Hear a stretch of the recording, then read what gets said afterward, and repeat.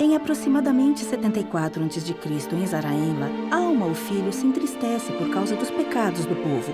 Com amor, ele incentiva os filhos a viverem em retidão. Com base em acontecimentos reais, conforme registrado no Livro de Mórmon, Outro Testamento de Jesus Cristo.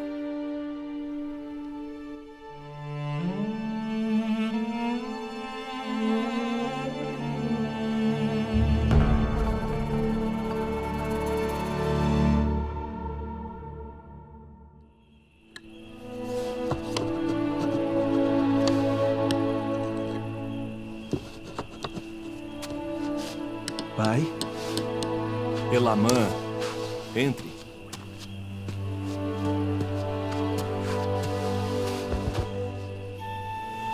Teus irmãos estão contigo? Sim. Ótimo. Quero falar primeiro contigo. Senta-te.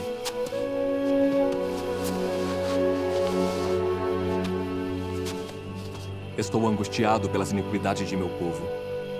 O coração deles começa a endurecer. Pedi para vos reunir para dar separadamente a cada um sua incumbência quanto às coisas que dizem respeito à retidão. Meu filho, ouve minhas palavras. Juro-te que, se guardares os mandamentos de Deus, prosperarás na terra. Seu santo anjo fez-me conhecer estas coisas. Alma, por que persegues a igreja de Deus? Segue teu caminho e não procures mais destruir a igreja. Ainda que tu mesmo prefiras ser lançado fora. Durante 3 noites fui atormentado pelas dores de uma alma condenada. Alma. Mas lembrei-me de ouvir meu pai profetizar sobre a vinda de um Jesus Cristo, um Filho de Deus, para expiar os pecados do mundo. Quando minha mente fixou-se nesse pensamento, clamei em meu coração: ó Jesus, tu que és Filho de Deus, tem misericórdia de mim. Quando pensei isto, já não me lembrei de minhas dores. E oh, que alegria e que luz maravilhosa contemplei. Minha alma encheu-se de tanta alegria quanto havia sido minha dor. Desde aquela ocasião até agora, tenho trabalhado sem cessar para trazer almas ao arrependimento, para que também nasçam de Deus e encham-se do Espírito Santo. E o Senhor me concede imensa alegria com o fruto de meus labores. Por causa da palavra que Ele me transmitiu, muitos nasceram de Deus, portanto, conhecem como eu conheço as coisas sobre as quais falei. Agora, ordeno-te que tomes os registros que me foram confiados.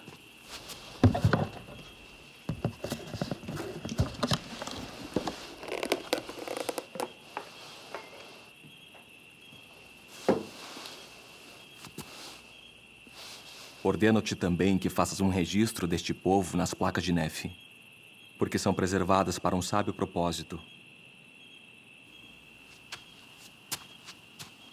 E estas placas de latão contêm os registros das Sagradas Escrituras, com a genealogia de nossos antepassados.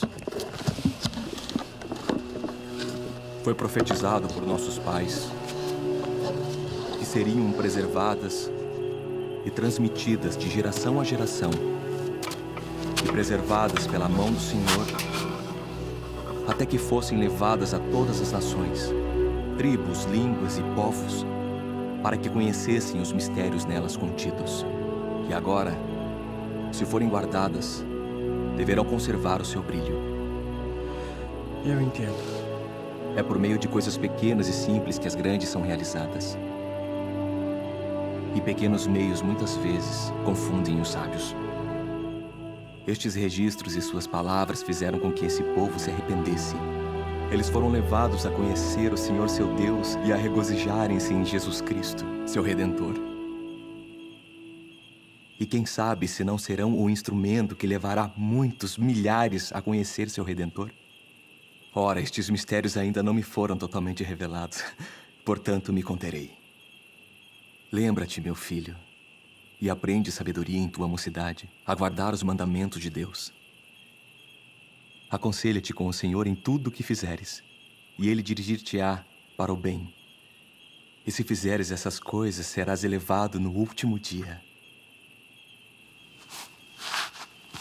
E agora, meu filho, tenho algo a dizer a respeito daquilo que nossos pais chamaram de liarona, ou bússola.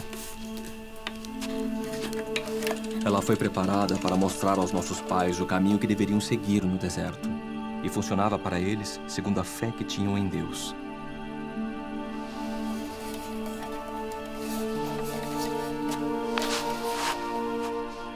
Se tinham fé para acreditar que Deus poderia fazer com que aquelas agulhas lhe indicassem o caminho, eis que assim sucedia. Portanto, eles conseguiram esse milagre, assim como muitos outros milagres realizados pelo poder de Deus, dia após dia. Todavia, porque esses milagres se efetuavam por meio de coisas pequenas, esqueceram-se de exercitar sua fé e diligência, então essas maravilhosas obras cessaram, e eles não progrediram em sua jornada. Tão certamente quanto esse guia trouxe nossos pais para a terra prometida, as palavras de Cristo, se lhes seguirmos o curso, nos conduzirão para além deste vale de tristezas a uma terra de promissão muito melhor.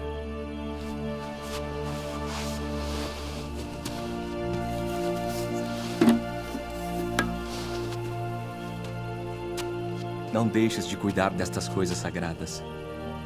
Não deixes de confiar em Deus para que vivas.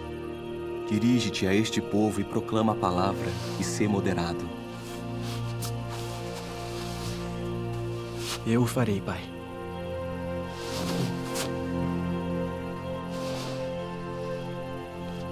Chame-se Blom.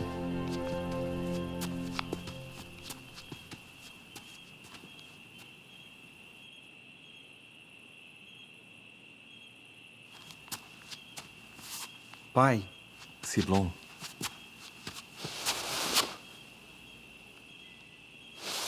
Filho, confio em que terei grande alegria em ti, devido à tua constância e fidelidade a Deus, assim como principiaste em tua juventude a confiar no Senhor teu Deus.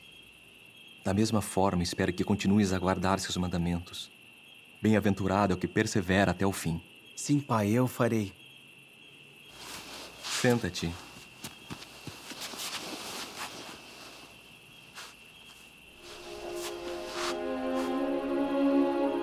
Sei que estiveste preso, e sei que foste apedrejado por causa da palavra, e suportaste todas estas coisas com paciência, porque o Senhor estava contigo.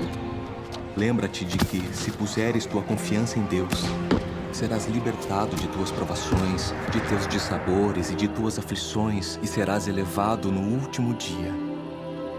Não há outro caminho ou meio pelo qual o homem possa ser salvo, a não ser em Cristo e por intermédio dele. E agora, como começaste a ensinar a palavra, assim desejo que continues a ensinar e desejo que sejas diligente e moderado em todas as coisas. Usa de ousadia, mas não de despotismo. Faze com que tuas paixões sejam dominadas para que te enchas de amor e procura fugir da ociosidade.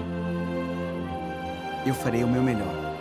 Que o Senhor abençoe tua alma e te receba no último dia em seu reino, para assentares-te em paz.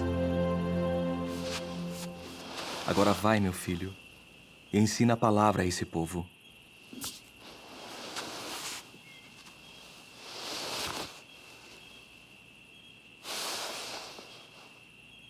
Por favor, chama teu irmão.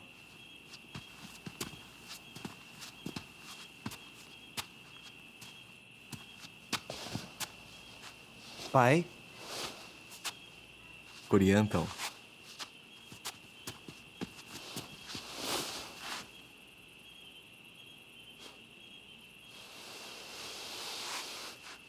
Tenho algo mais a dizer-te além do que disse a teu irmão, pois não prestaste tanta atenção às minhas palavras como teu irmão entre os oramitas. Persististe em te vangloriares da tua força e da tua sabedoria. pai, E isso não é tudo, meu filho. Fizeste coisas que me afligiram. pois abandonaste o ministério e foste à terra de Sirom atrás da meretriz Isabel. E foi como se escondêssemos dele nosso rosto. Ela conquistou o coração de muitos. Mas isso não era desculpa para ti, meu filho. Não sabes que essas coisas são uma abominação à vista do Senhor? Sim, mais abomináveis que todos os pecados, salvo derramar sangue inocente ou negar o Espírito Santo? Quisera Deus que não tivesse sido culpado de tão grande crime. Eu não insistiria em teus crimes para atormentar-te a alma se não fosse para o teu bem. Mas tu não podes esconder teus crimes de Deus e, a não ser que te arrependas, eles levantar-se-ão como um testemunho contra ti no último dia. Meu filho, arrepende-te e abandones teus pecados, e não sucumbas mais à concupiscência dos teus olhos. Abandones todas essas coisas, pois a não ser que assim procedas, de nenhum modo herdarás o reino de Deus. Aconselha-te com teus irmãos, pois és jovem e necessitas da orientação de teus irmãos. Pois quando os oramitas viram teu procedimento, não acreditaram em minhas palavras. Volta-te para o Senhor com toda a tua mente, poder e força. Não desvies o coração de ninguém mais para a iniquidade, mas antes volta para eles. E reconhece as tuas faltas e o mal que praticaste. Eu sinto muito.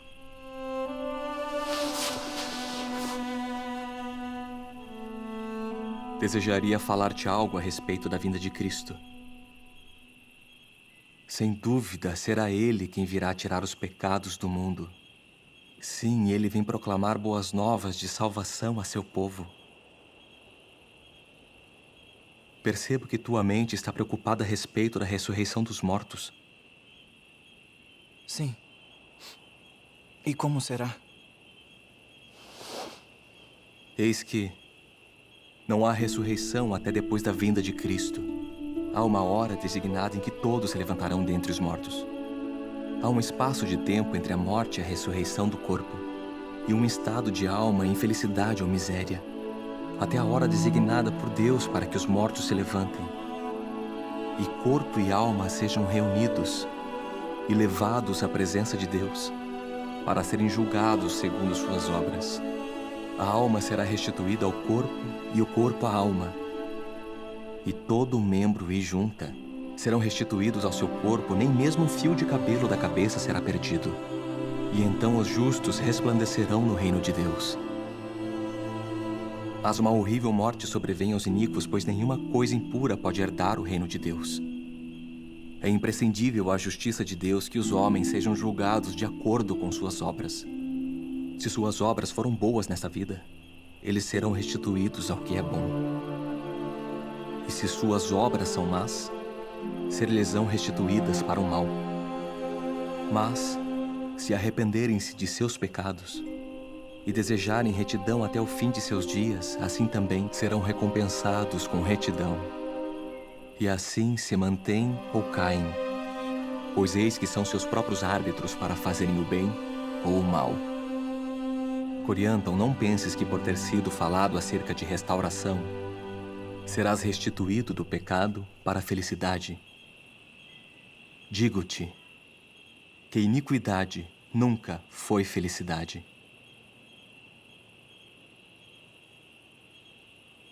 Portanto, meu filho, sê misericordioso para com teus irmãos. Se fizeres todas estas coisas, receberás misericórdia. Um julgamento justo ser-te-á restituído. Mas não é injustiça ser o pecador entregue a um estado de miséria? O grande plano de misericórdia não poderia ser levado a efeito se não fosse feita uma expiação. Portanto, o próprio Deus expia os pecados do mundo para efetuar o plano de misericórdia, para satisfazer os requisitos da justiça, a fim de que Deus seja um Deus perfeito e justo, e também um Deus misericordioso. A expiação efetua a ressurreição dos mortos, e a ressurreição dos mortos devolve os homens à presença de Deus. E assim são restituídos à sua presença, para serem julgados de acordo com suas obras, segundo a lei e a justiça. A justiça exerce todos os seus direitos, e a misericórdia reclama tudo quanto que lhe pertence. E assim, ninguém, a não ser o verdadeiro penitente, é salvo. Supões que a misericórdia possa roubar a justiça? Não. De modo algum. E agora, meu filho, eu desejo que não te preocupes mais com estas coisas, e que deixes apenas teus pecados te preocuparem com aquela preocupação que te levará ao arrependimento. Oh, meu filho, desejo que não negues mais a justiça de Deus. Não procures mesmo nas mínimas coisas desculpar-te de teus pecados, negando a justiça de Deus. Mas deixa que a justiça de Deus e sua misericórdia e sua longanimidade governem plenamente teu coração. E deixa que te humilhem até o pó. Agora, meu filho, és chamado por Deus para pregar a palavra a este povo. E agora, segue teu caminho, proclama a palavra com verdade e circunspecção, para que tragas almas ao arrependimento, para que o grande plano de misericórdia tenha direito sobre elas. Que Deus te conceda, conforme minhas palavras,